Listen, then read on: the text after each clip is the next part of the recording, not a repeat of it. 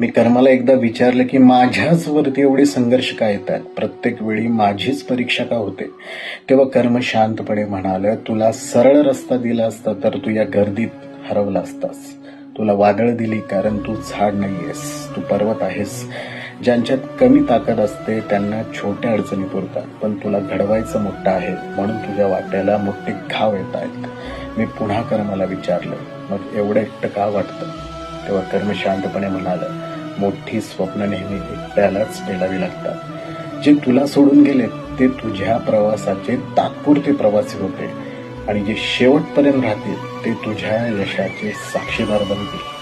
आज तुला स्वतःचं रूप प्यादासारखं छोटं वाटत असलं तरी पण प्रत्येक प्यादामध्ये राणी आणि राजा होण्याची ताकद दडलेली असते.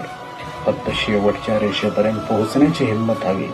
आणि जेव्हा एक दिवस मागे वळून पाहशील तेव्हा तुला कळेल, हे अश्रू, ही वेदना, हे एकटेपणा व्यर्थ नव्हता. याच संघर्षाने तुला घडवलं, तुला मजबूत केलं आणि कदाचित त्याच दिवशी तुझ्या डोळ्यात पाणी असेल, पण ते दुःखाचं नसेल, अभिमानाचं असेल. धन्यवाद.